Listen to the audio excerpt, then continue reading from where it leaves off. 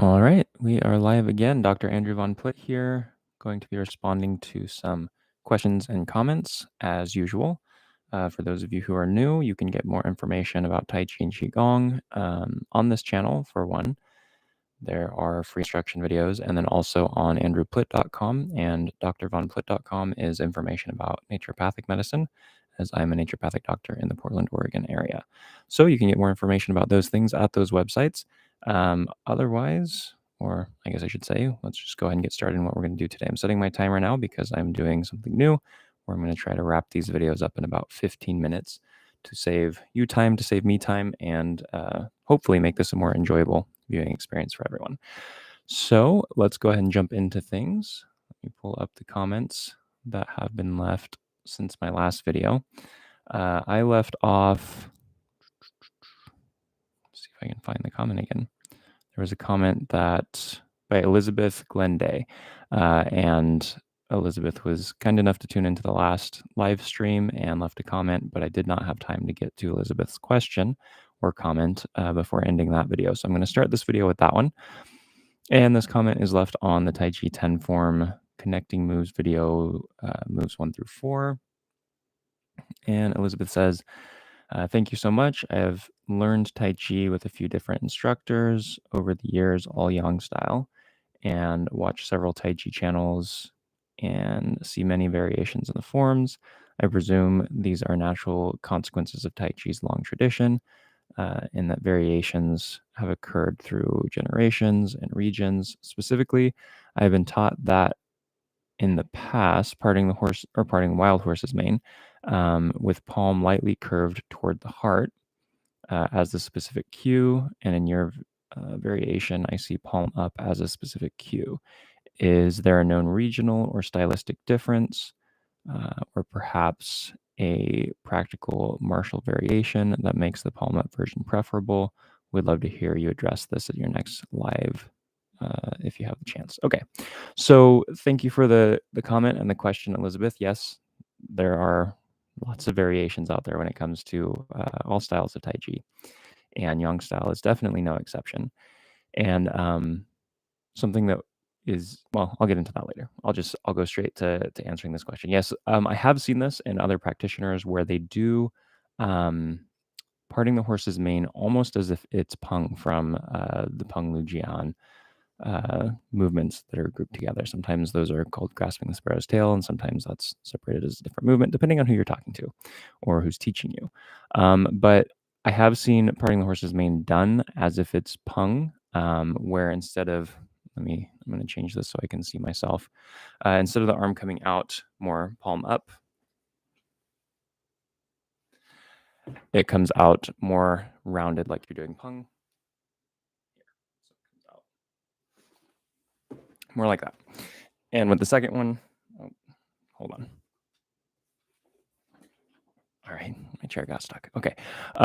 With the second one, you can see that the hand is rounded more toward the practitioner, the palm toward the heart with that one.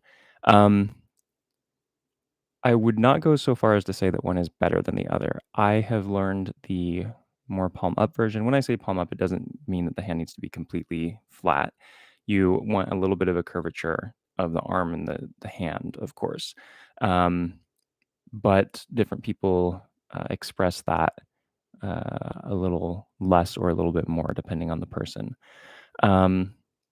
So when you think about the application of parting the horse's mane, to me, if you're doing it as a throw or as a strike with the like thumb side of the hand or the wrist or the forearm, it does make more sense to me to have the palm more up than rounded toward you. You could, of course, do the strike that you can do with parting the horse's mane, because you can do a throw with it, you can do a strike, you can do a flexion. There's several different things you can do with it. For the deflection, of course, for the throw, I think the palm up or more palm up version of that would be more effective. For the strike version of it, honestly, if you keep the arm rounded towards you, you can use the back of the wrist as a striking surface. I wouldn't necessarily go to the forearm with that, just because I would prefer for the forearm to be more horizontal if you're striking with the forearm. but you definitely could use the wrist. That's one of the applications also for single whip. You see some practitioners bring the hand up, like bring it up instead of hooking over the top. And the difference is, what it is that you're expressing there. One is you can do a wrist strike with the top of the wrist coming up. A lot of times that's done like under the chin, kind of a strike. Going over the top is more of a deflection. So it kind of depends on what it is that you're focusing on. So I wouldn't say one is better than the other. As far as regional history for that, I have no idea what regions would tend to teach the palm, rounded towards you versus the palm more up. So yeah, I think it's just different expressions of the usefulness of that movement. And that's kind of that. I looked at a couple different books. So I'm going to pull those up and just kind of go over the descriptions in those books. And I feel that that may be useful. So that's what I'll do. The first one I'm going to do is this book. See if I can get the glare so you can actually see it. So this is the essence and application of Taijiquan. This is also Yang Chung Fu, and translated by the same person who did the Mastering Yang Style Taijiquan book, which I've talked about many times, and we'll get to that one in a little bit. So with this one, you're looking more at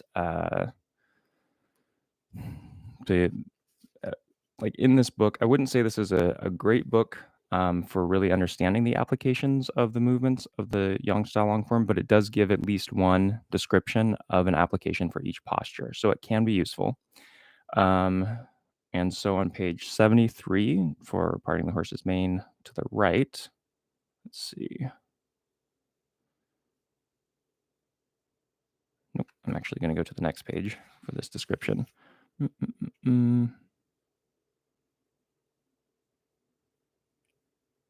Okay, so apply split or lia. Nope, that's too soon. So quickly advance with the right foot, bending the knee, slide, left arm extend straight. Okay, so basically it's describing all the movements of the body in this, and so it's definitely not exciting reading, I'll tell you that. But basically, for what the arm is doing in that parting the horse's mane sequence, the description is after talking about how you step and move the body, followed by using the right forearm to separate, or lia, one of the foundational energies or foundational doors of Tai Chi, to separate out, striking below the opponent's armpit. In this way, his rooting strength will be pulled up.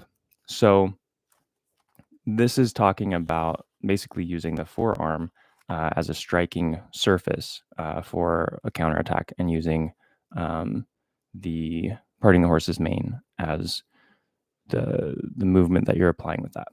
Now, with this, I would say that when you're striking with the forearm, typically, what you want to do is strike in a way so that I'm so close to the camera, this doesn't work too well. So basically you want to strike with this side or with this side. So you're wanting to strike in a way so that the bones line up, and you typically wouldn't want to strike with this side or with this side, just because it tends to be a little less structured. So with that, if you're striking with the forearm, like it says in Yang Chung Fu's application, then you would want the palm more palm up. So that's one perspective. If, like I said earlier, you're striking with the wrist, then of course the palm turned towards you makes perfect sense. So that's one view of the movement. I'm going to pull out another resource here. This one is a book, Yang Style Taijiquan, which is from the Yang family lineage, obviously, but this is Yang Zhengduo, who's in the pictures. And so with this description of the palm, let's see, the right arm. So again, talking about parting the horse's mane on the right, the right arm moves upward and to the right. The right arm moves upward, and the right palm is moved from below upward and then toward the upright side, with the palm facing obliquely upward until level with the eyebrows. So in this, he describes it higher, the placement of that palm with parting the horse's mane higher than I learned you want it kind of between the chin and the shoulder, like a little bit lower. He's saying bring it up to eyebrow height. To me, bringing it up that high is what I learned for like diagonal flying movement. But so with this one, he's saying obliquely up. So he's not saying completely palm up, but he's also not saying palm towards you. It's kind of like between, obliquely up, and that's a pretty common version of it too. So I think the two versions of the palm towards you and the palm up are kind of just divergence of that obliquely palm up description. So, and then the last book that I'm going to pull out here is this one, which I have talked about ad nauseum so far. So hopefully you don't mind me bringing this one up again, and I will see if I can quickly find the description for what the hand is doing. This one again, I believe is, yep, parting horse's main right. And so this is from page 125, bend the right leg. Okay, at the same time, so he's just described how you step. Following the turning of the body, the right palm using the thumb side splits out, or lie, comes out, in an arc to the right and upward to the height equal with the shoulder. So as you can see, like that one, he describes it as going to the shoulder, but again, he's saying you split out, following the turning of the body, the right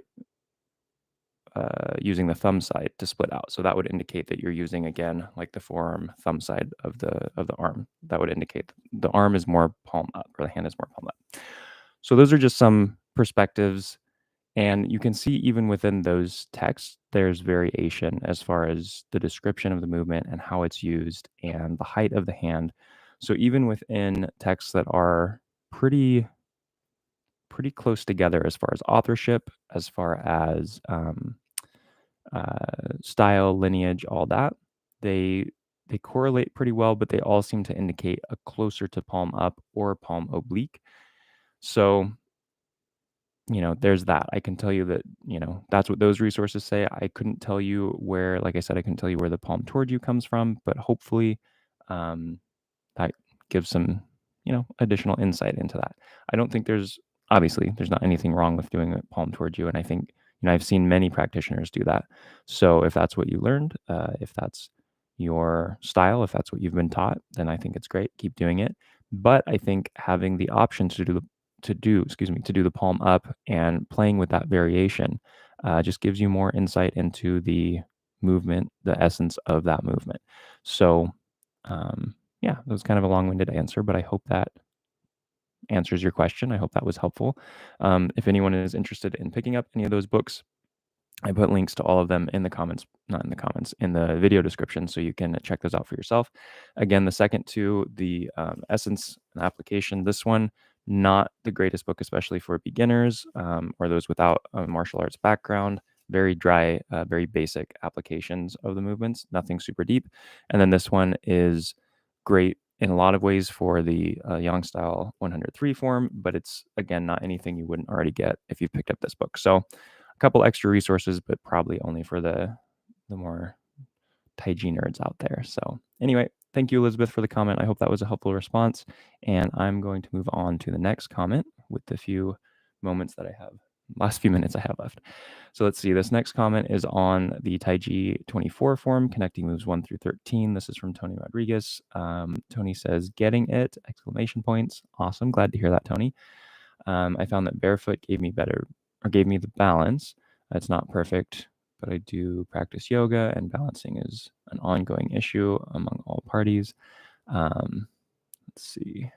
I've corrected the directional issues, and I'm understanding rounding the legs, getting into the next pose. Is there recommendations on how long to stay practicing one pose before moving on to the next? Thank you. Okay, so this is a great question. I'm glad to hear that things are going smoother for you, Tony. I'm really glad to hear that balance is getting better. I know a lot of people really enjoy practicing barefoot. I never really got into that. It just wasn't my thing, but I know a lot of people, like, they really enjoy that. So I'm glad that you found that that's your thing. As far as how long to practice one pose before moving on, I've answered this or something similar to this in a previous video, but basically the gist of it was uh, you want to practice a movement until you kind of don't have to think about it anymore before going on to the next move. If you find that you've gone on to the next move and you're still trying to remember the last movement or last couple movements before you even get to the new one as you're going through the form of practicing, it's a pretty good indication you probably moved on too soon. So it's a lot easier when you're learning from someone and they can tell you, okay, it looks like you have this down. They can kind of test you to see, do you have it down, before teaching you the next thing. But if you don't have an instructor that you're working with, then you kind of have to just just be honest with yourself and feel like, see if you really feel like you're ready to move on to the next movement, or if you're just kind of rushing because you want to learn the next movement. And it is um, much more detrimental to your training to move on too quickly. It's better to spend your time with a movement until you really can just do it. And it's, the movements are there. It's maybe not to the point that it's completely second nature, because that can take quite a while, but the point where you're comfortable enough with it that you don't have to pause and think about it. You know exactly what's happening. And as you go through the sequence of movements that you can go through it smoothly without stopping to think about it before going to the next one. So that's what I would say as far as that goes. That's probably your best indicator. So thanks for the question. Thanks for the comment. Hope that was helpful. And congratulations on continuing your Taiji journey and improving balance. Oh, there's the timer.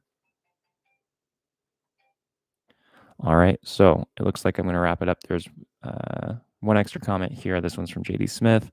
This is on the Taiji 10 form number 6. I think that's the most recent upload in that series. And JD Smith basically puts the little thank you hands. So you're welcome, JD Smith. JD Smith is also a supporting member of this channel. So thank you for being a supporting member, JD.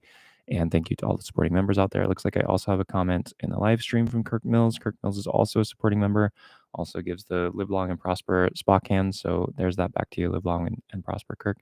Let's see. I found myself being able to do over 4 foot high round kick with both legs at 48 2 weeks ago.